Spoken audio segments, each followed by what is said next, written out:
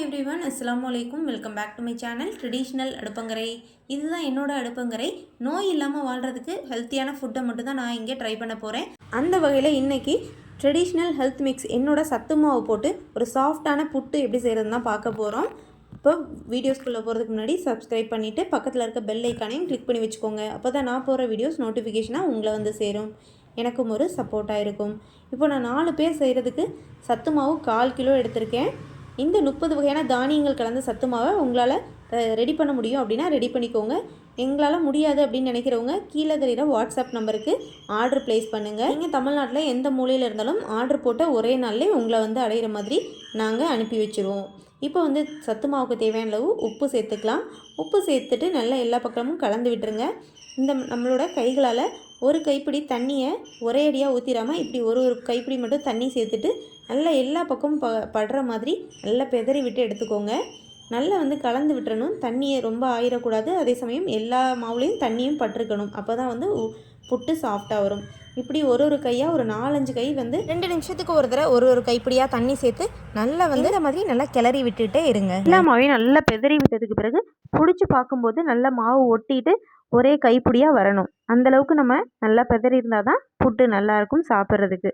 சிலர் வந்து இதை மாவை நல்லா பெதறி முடிஞ்சதுக்கு பிறகு சல்லடையில் வச்சு சலிப்பாங்க, அல்லது மிக்சி ஜாரில் போட்டு அரைச்சி கூட எடுத்துக்குவாங்க. மாவை கைகளால் இந்த மாதிரி நல்லா பிடிச்சி பார்க்கும்போது நல்லா ஒட்டிட்டு வரணும். அந்தளவுக்கு நல்லா எல்லா பக்கமும் தண்ணி படுற அளவுக்கு நல்லா பெதறி எடுத்துக்கணும். இப்போது கட்டி இல்லாமல் நல்லா உதுத்து விட்டுருங்க. சரியாக வந்து கட்டியாக இருந்தது அப்படின்னா புட்டு வந்து நல்லா இருக்காது சாப்பிட்றதுக்கு.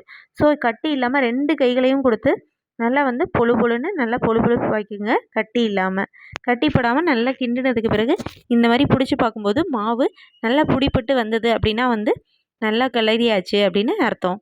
ஸோ இப்போ நல்லா 2 கைகளையும் கொடுத்து கட்டிகளை மட்டும் நல்லா உதுத்து விட்டுக்கோங்க.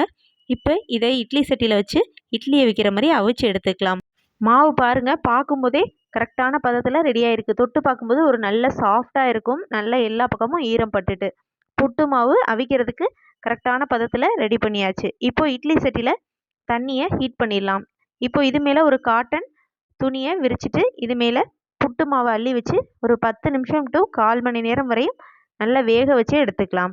புட்டு மாவை எல்லா சைடும் நல்லா வந்து இது மேலே பரப்பி விட்டுடலாம்.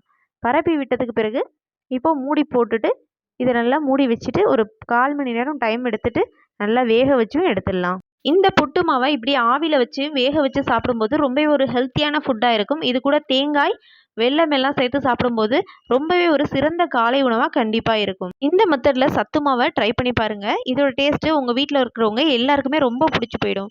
கண்டிப்பாக அவ்வளோ ஒரு டேஸ்ட்டாக இருந்துச்சு. இந்த மாதிரி ஒரு ஃபுட்டை காலை உணவாக நீங்கள் எடுக்கிறதால உடம்புல நோய் எதிர்ப்பு சக்தி அதிகரிக்குது. கண்டிப்பாக நீங்களும் ட்ரை பண்ணி பாருங்கள். இப்போ புட்டு வேகிறதுக்குள்ளே ஒரு 1/2 மூடி தேங்காயையும் துருவி வச்சுட்டேன்.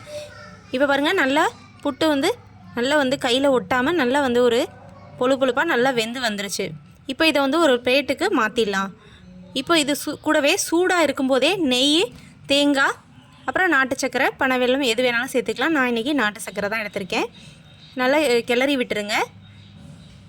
இப்போது தேங்காய் சேர்த்துட்டு நாட்டு சக்கரை நெய்யெல்லாம் சேர்த்து நல்லா வந்து சூடாக இருக்கும்போதே பரிமாறிட்டோம் அப்படின்னா ஒரு சாஃப்டாக இருக்கும் புட்டு சாப்பிட்றதுக்கு. கொஞ்சம் ஆறிடுச்சு அப்படின்னா கூட எந்த ஒரு புட்டுமே கொஞ்சம் ரஃபாக தான் செய்யும். ஸோ வந்து சூடாகவே பரிமாறிடுங்க. அவ்வளோதாங்க, ரொம்பவே சிம்பிள் அண்ட் சூப்பரான ஹெல்த்தியான புட்டு ரெடி ஆகிடுச்சு. புட்டு செய்கிறது இதுதான் மெத்தடு. நீங்கள் இதை கம்பு கேழ்வரகில் கூட ட்ரை பண்ணலாம். இன்ஷால்லா நம்மளோட சேனல் ஆரம்பித்து 1 இயர் ஆனிவர்சரியை நெருங்கியாச்சு. இந்த ஃபர்ஸ்ட் இயர் ஆனிவர்சரியை ஒரு நன்மையான விதத்தில் செலிப்ரேட் பண்ணணும் அப்படின்றது ஒரு ஐடியா இருக்குது. கண்டிப்பாக நான் என்ன பண்ணுறேன் அப்படின்றத கண்டிப்பாக உங்கள் கூட ஷேர் பண்ணுறேன். கண்டிப்பாக இதோட வளர்ச்சி ஒரு நல்ல விஷயத்துக்காக மட்டும்தான் இருக்கும். நான் சொன்ன அந்த ஒரு நல்ல விஷயம் எதுவாக வேண்டாலும் இருக்கலாம். உங்களுக்கு ஏதாவது ஒரு ஐடியா இருந்தது அப்படின்னா என்னோடய கமெண்ட் பாக்ஸில் உங்களோட கருத்துக்களையும் தெரிவிங்க. என்னால் முடிஞ்ச வரை கண்டிப்பாக அதை நான் செய்கிறதுக்கு ட்ரை பண்ணுறேன். இந்த ரெசிபி உங்களுக்கு பிடிச்சிருந்தால் லைக் பண்ணுங்கள், ஷேர் பண்ணுங்கள், மறக்காமல் என்னோடய சேனலை சப்ஸ்கிரைப் பண்ணிக்கோங்க. உண்ணுங்கள், பருகுங்கள், வீண் விரயம் செய்ய வேண்டாம், அளவாக சாப்பிடலாம், ஆரோக்கியமாக வாழலாம். வாழ்க வளமுடன். அஸ்ஸலாமு அலைக்கும். தேங்க்ஸ் ஃபார் வாட்சிங் மை வீடியோஸ்.